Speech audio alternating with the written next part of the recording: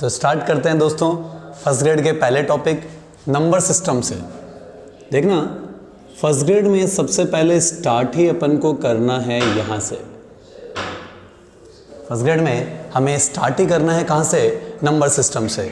Number system में सबसे पहले आपको पता होना चाहिए संख्याओं के बारे में कि संख्याएं कितने प्रकार की होती है, संख्याएं कौन कौन सी होती है। फर्स्ट ग्रेड में आज तक क्या क्या क्वेश्चन आए हुए हैं तो वो अपन डिस्कस करते हैं। संख्याओं के बारे में सबसे पहली बात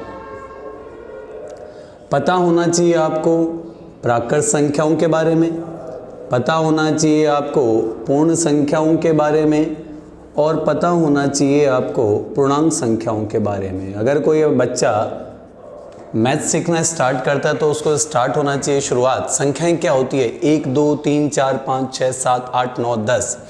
शुरुआत मैथमेटिकल लोगों ने बोला कि भाई साहब संख्याओं को अलग अलग कैटेगरीज में डिवाइड किया, जिसमें सबसे पहली कैटेगरी है ये प्राकृत संख्याएं, पूर्ण संख्याएं, पूर्णांक।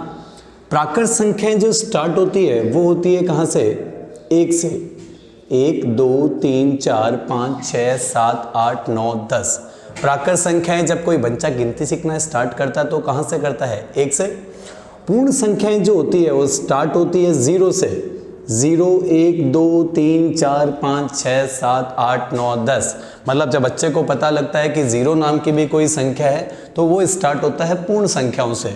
तो प्राकृत संख्याएं तो स्टार्ट होती है 1 से और पूर्ण संख्याएं स्टार्ट होती है 0 से। इसका मतलब ये हुआ कि अगर प्राकृत संख्याओं के पास टोटल संख्याएं n है तो पूर्ण संख्याओं के पास प्राकृत संख्याओं से एक संख्या ज्यादा है और जो ज्यादा है वो कौन है? 0। सही है। पूर्णांक में माइनस और प्लस दोनों वाली संख्याएं होती है शामिल। तो हमने पहली बात तो ये सीखी है कि प्राकृत संख्याएं तो स्टार्ट होती है 1 से, पूर्ण संख्याएं जो है वो स्टार्ट होती है 0 से और पूर्णांक में माइनस और प्लस दोनों वाली संख्याएं शामिल होती है। ये है संख्याओं की कैटेगरी नंबर 1। संख्याओं की कैटेगरी नंबर जो 2 है वो है, एक तो है कौन सी संख्या? परिमेय संख्या। और एक है कौन सी संख्या? अपरिमेय संख्या। जैसा कि मैं पहले भी बता चुका कि फर्स्ट ग्रेड के सिलेबस में सबसे पहले ये मेंशन है।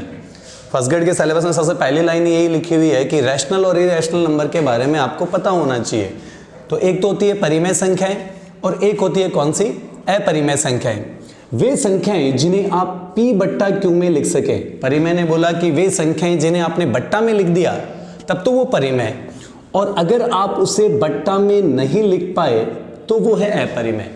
वे संख्याएं जिन्हें आप p बट्टा q में लिख सकें। p बट्टा q का मतलब यहां पर आप एक बात ध्यान रखना कि q का मान जो है वो 0 के बराबर नहीं हो, क्योंकि अगर q का मान 0 हुआ तो इसका मतलब किसी भी संख्या में आप 0 का भाग देंगे तो वो मामला जाएगा अनंत पर। तो वे संख्याएं जिन्हें आप p बट्टा q में लिख सकें वो तो होती है परिमेय, और वे संख्याएं जिन्हें आप p बट्टा q में नहीं लिख सके वो होती है अपरिमेय। अब परिमेय में कौन कौन सी संख्याएं आती हैं? p बट्टा q, कोई भी संख्या, मैंने लिखा 2 बट्टा 3, p भी है q भी है परिमेय। मुझे बोला 5 बट्टा 6, p भी है q भी है परिमेय। मुझे बोला -2 बट्टा 3, p भी है q भी है क्या? परिमेय। मुझे बोला 12 15 17, हर संख्या भी एक परिमेय संख्या होती है क्योंकि हर संख्या के नीचे कौन होता है? 1। तो हर संख्या भी काउंट होती है किसमें? परिमेय संख्याओं में। और परिमेय में कौन सी? ऐसे अंडर रूट जिनका मान आप ज्ञात कर सके। जैसे अंडर रूट 4 का मान होता है 9, अंडर रूट 4 का मान 2, अंडर रूट 9 का मान 3, अंडर रूट 144 का मान 12, अंडर रूट 225 का मान 15। तो ऐसे अंडर रूट जिनका मान आप ज्ञात कर सकें वो भी काउंट होता है किसमें? परिमेय संख्याओं में। और परिमेय संख्याएं कौन सी? मुझे बोला गया, ध्यान दें, शांत दशमलव और आवर्ती दशमलव भी भाई साहब काउंट होते हैं परिमेय संख्याओं में। मैंने कहा भाई साहब दशमलव के बारे में तो मैंने कभी सुना ही नहीं, ये तो मैंने आज आपसे पहली बार सुना है। तो अगर आपने नहीं सुना तो आप इधर देखें। दशमलव जो है वो 2 प्रकार के होते हैं। एक दशमलव तो होता है शांत दशमलव और एक दशमलव होता है अशांत दशमलव। दशमलव जो होते हैं वो दो प्रकार के होते हैं, एक तो होता है शांत और एक कैसा होता है अशांत। अशांत में दो प्रकार के दशमलव होते हैं, एक तो दशमलव होता है कैसा आवर्ती और एक दशमलव होता है कैसा अनावर्ती। ध्यान देना, यहां से फर्स्ट ग्रेड का एक क्वेश्चन बनेगा। दशमलव होते हैं दो प्रकार के, एक तो होता है शांत और एक होता है कैसा अशांत। अशांत में दो होते हैं, एक तो आवर्ती और एक कैसा अनावर्ती। मुझे बोला भाई साहब आप ये बताओ कि शांत दशमलव क्या, मुझे तो इसके बारे में बिल्कुल भी नहीं पता। बोले शांत दशमलव होता है बिल्कुल सीधा साधा 0.2। 0.2 का मतलब आपने पॉइंट हटाया और नीचे जीरो लगाया। जितने के अक्षर के बाद में पॉइंट है उतने ही जीरो लगेंगे, तो एक के बाद में पॉइंट है, एक जीरो लगा, तो 0.2 को आप P बट्टा Q में लिख सकते हैं, तो बट्टा में लिखा, इसका मतलब परिमेय। मुझे बोला 0.31, मैंने कहा 31 बट्टा 100 परिमेय। मुझे बोला 0.512 तो 512 बट्टा 1000, और ये भी काउंट हुआ किसमें, परिमेय में। तो शांत दशमलव में क्या होता है कि आप पॉइंट हटाया नीचे जीरो लगाया परिमेय, पॉइंट हटाया नीचे जीरो लगाया परिमेय, पॉइंट हटाया नीचे जीरो लगाया परिमेय। अब बात कर रहा हूं मैं अशांत दशमलव की। अशांत दशमलव रुकेगा नहीं। अशांत में पहली कैटेगरी है आवर्ती और दूसरी कैटेगरी है अनावर्ती। आवर्ती में देखिएगा 0.22222। अब भाई साहब ये रुक नहीं रहा। अब 0.222 ये दशमलव कैसा है, अशांत। अशांत का मतलब रुक नहीं रहा, और उसमें अशांत में कौन सा, आवर्ती। आवर्ती का मतलब एक ही अक्षर जो है ना वो बार बार रिपीट हो रहा है। तो यहां पर सभी दो को पकड़ा और पकड़कर और इन दोनों के ऊपर लगाया एक बार। बार यहां रिप्रेजेंट कर रहा है कि संख्या जो है ना वो बार बार क्या हो रही है, रिपीट। तो पॉइंट हटाते हैं तो नीचे आता है 0 और बार को हटाएंगे तो नीचे आएगा 9। ध्यान रखिएगा, जैसे मान लो मुझे बोला किसी ने, मुझे बोला कि भाई साहब आप तो ये बताओ 0.51515151 करते करते आगे तक। मैंने कहा भाई साहब 0.51 के ऊपर लगाया बार, क्योंकि 5151 रिपीट हो रहा है, तो बार यहां रिप्रेजेंट कर रहा है कि संख्या बार बार रिपीट हो रही है। पॉइंट हटाएंगे तो नीचे आएगा 0, और अगर आप बार हटाएंगे तो बार में नीचे आएगा कौन, 9। यहां देखना, मुझे बोला 0.512512512512 आगे तक, सही है। तो 0.512 के ऊपर लगाया बार। बार यहां रिप्रेजेंट कर रहा है कि संख्या बार बार रिपीट हो रही है। तो पॉइंट हटाएंगे तो नीचे आएगा 0 और बार को हटाएंगे तो नीचे आएगा 9। 3 अक्षर पर बार है तो 3 क्या आएंगे, 9। तो देखो शांत दशमलव को आप P बट्टा Q में लिख सकते हैं, P बट्टा Q में लिख सकते हैं, P बट्टा Q में लिख सकते हैं, इसलिए परिमेय, सही है।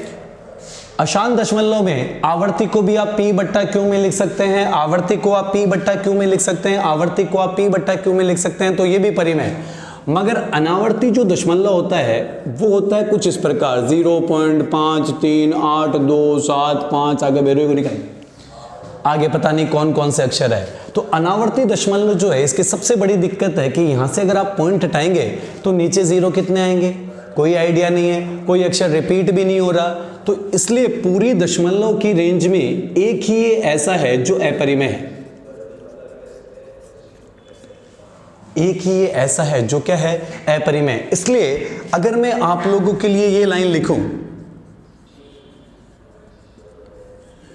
लाइन जो है वो ये है कि अपरिमेय जो संख्याएं होती हैं, अपरिमेय संख्याओं का दशमलव रूप, अपरिमेय संख्याओं का दशमलव रूप पहले तो होता है अशांत, और अशांत में कैसा, अनावर्ती होता है।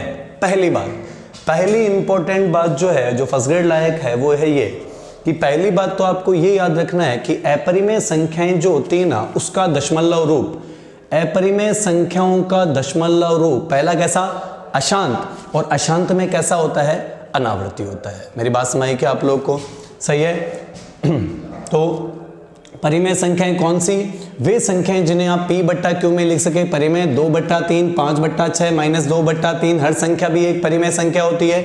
ऐसे अंडर जिनका मान आप ज्ञात कर सके वो भी परिमेय संख्या होती है। शांत दशमलव और आवर्ती दशमलव भी काउंट होते हैं किसमें, परिमेय में।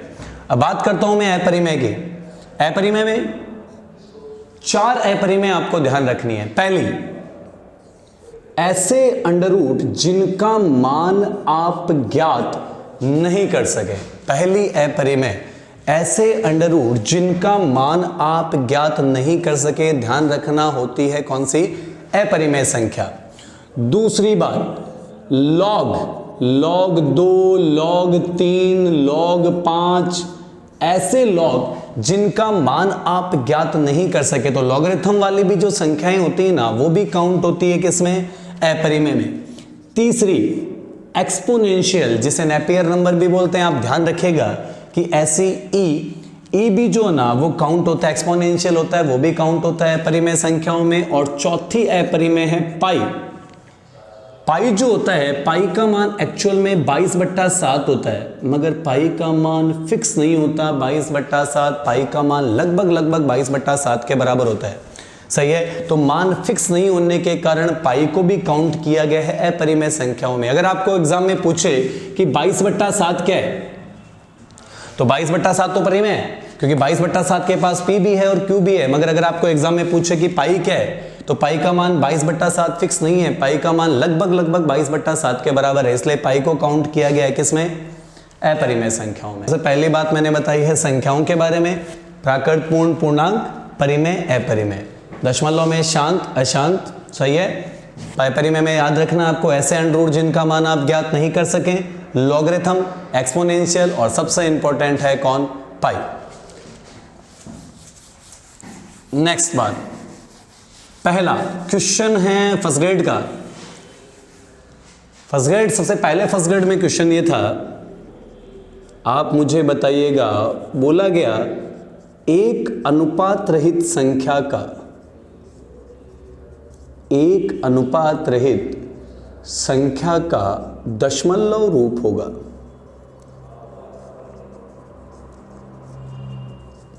और ऑप्शन थे अंत सहित,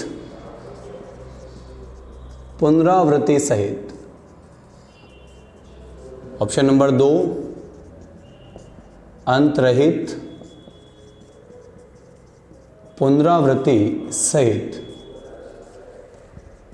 ऑप्शन नंबर 3 अंत सहित, पुनरावृत्ति रहित। और ऑप्शन नंबर 4 अंत भी रहित और पुनरावृत्ति भी रहित। सवाल है पहला, पहली क्लास से जो फर्स्ट ग्रेड में आ चुका वो है ये, एक अनुपात रहित संख्या का दशमलव रूप क्या होता है? मेरी बात सुनिएगा दोस्तों, अनुपात का मतलब क्या? अनुपात का मतलब होता है ए अनुपात बी। ए अनुपात बी का मतलब होता है ए बट्टा बी। तो अनुपात जो है वो यहां पर रिप्रेजेंट कर रहा है कि संख्या परिमेय है। अनुपात का मतलब होता है ए अनुपात बी। ए अनुपात बी का मतलब ए बट्टा बी। ए बट्टा बी का मतलब ये रिप्रेजेंट कर रहा है परिमेय संख्याओं को।